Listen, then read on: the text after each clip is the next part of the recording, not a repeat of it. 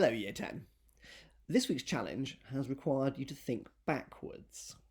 So the setup is we've got the 5 children, each choosing their number, and then we choose the children 3 at a time and add up their numbers.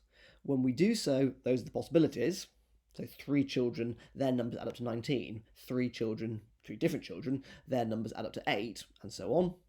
Can we work backwards and work out what are the original 5 numbers? Well, we need to put some structure on this, so let's give the children names. Let's call them A, B, C, D, and E. Very imaginative, that.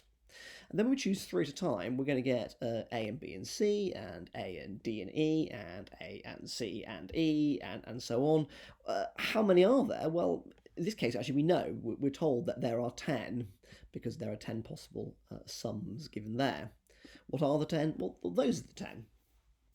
Now, one thing to quickly notice about this is there's a sort of pattern to it, what we call a cyclic symmetric pattern, which is that if I take the letter A and replace it with B, and B with C, and C with D, and D with E, and E with A, then any one of these will transform into another one of these. So ABC would become BCD, which is there, and BCD would become CDE, which is there, and CDE would become DEA, which is there, and so on.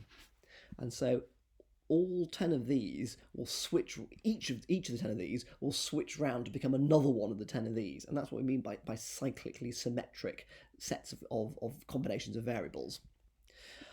I decided to group them like that. I got 6 of them beginning with A, and then there's 3 more beginning with B, and then there's 1 more beginning with C. You might choose to do it differently, but that, to me, was the structure I saw. And then I lumped them all together, so just quite literally put them all together.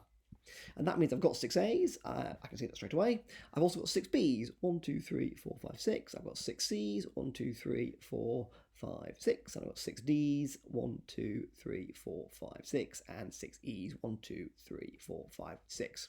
And that makes sense because that's cyclic symmetry. I'm expecting if all the letters are going to become the next letter, if A's going to become B, then if I've got 6 A's, I'm going to have 6 B's. And if B's are going to become C, if I've got 6 B's, I'm going to have 6 C's. So I'm expecting equal numbers of each of them, and that's what I've got. Now, what I also know is when I put them all together is I've got 6A, 6B, 6C, 6D, 6E, but I've also got all the numbers. I've got 0, 3, 4, 8, 9, 10, 11, 12, 14, and 19. And so all of these together added up algebraically must equal all the numbers added together numerically, which is 90. And so 6 lots of A plus B plus C plus D plus E equals 0 plus 3 plus 4 plus blah blah blah plus 19, and those 10 numbers add up to 90. And therefore A plus B plus C plus D plus E by themselves, just one of each of them, must add up to 15. So now I want to try to assign which of these is 11, which of these is 8. Knowing that, or using the fact that, all 5 of the digits together add up to 15. Now, to help me do that, I'm going to put a little bit of structure on. I'm going to say that A is the smallest and E is the largest, with B, C, D in between. Does that matter? Does that change the problem? No, because remember I said I can actually swap any of these letters around. So if actually a particular child, if Agnes, remember I called A Agnes, if Agnes actually didn't choose the smallest number, from the mathematics it doesn't matter because I can just rename her Crystal and pretend she's C being the middle number. So because of the cyclic symmetry, I can put this order structure on. That A is the smallest, then B, then C, then D, and then E is the largest. And that means I can start doing some grouping. So I know that A plus B plus C must be the absolute smallest, and I know that C plus D plus E must be the absolute largest. I also know that A plus B plus C must be less than A plus B plus D, because C is less than D, and A plus B plus D must be less than A plus B plus E, because D is less than E. They've got A and B the same, but D is less than E. And similarly at the upper end, C plus D plus E is the absolute largest, it uses the 3 largest ones, and then B plus D plus E must be the next largest, because I've just swapped the B and the C, and then B plus C plus E must be the next largest, because I've swapped the D and the C, and then B plus C plus D, swapping the E for the D.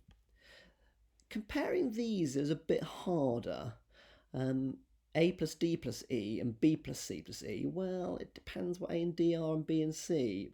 It's possible that A plus D might be more than B plus C. It's possible that A plus D might be less than B plus C. So the ones in the middle are a bit harder, but definitely those are the smallest, and that's the largest, and then that's the second largest, and that's the third largest. And that means, therefore, that that is 0, and that is 3, and that is 4, and that is 19, and that is 14. Not sure about the others, not sure quite which one's 8, 9, 10, 11, and 12, but I definitely know that that's 0, that's 3, that's 4, and that's 14, and that's 19. And that's really helpful. Because if I know that's 19, and I know that a plus b plus c plus d plus e adds up to 15, that tells me that a plus b must be negative 4. All 5 of them make 15, those 3 make 19, and so a plus b must make negative 4, and so negative 4 plus c must be 0, negative 4 plus d must be 3, and negative 4 plus e must be 4. I know 3 of them, I know the 5 of them, therefore I know those 2. And that means, of course, I know what C, D, and E are. I know that C is 4, and D is 7, and E is 8. I also know that B plus D plus E is 14, and 7 and 8 makes 15, and therefore B has to be negative 1. And because A plus B makes negative 4, that means A has to be negative 3. And so I've got the values. Probably worth checking them, actually. So negative 3 and negative 1 and 4 make 0. Negative 3 and negative 1 and 7 makes 3. 4 and 7 and negative 1 makes 10. 7 and 8 and negative 3 makes 12. 7 and 8 and negative 1 makes 14, and so on. 7, 8, 4 makes 19. Just checking that all 10 of them actually work.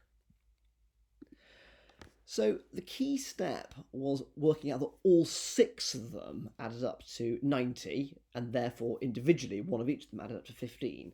That's what we use in the reasoning a lot. And that works, the step of adding them all up works because of the symmetry, the cyclic symmetry of the original equations. So if you want to practice this technique, here are 2 examples for you. Here's a slightly smaller case, which is 3 letters, P, Q, R. So P plus Q is 13, P plus R is 10, and Q plus R is 17. What are P, Q, and R? And my hint is to do the same as we did, which is add them all together to get started, to exploit the symmetry of the 3 expressions. And then here's something similar, but with multiplication. And I'll leave you to think what you do there. Do share your answers. Bye for now.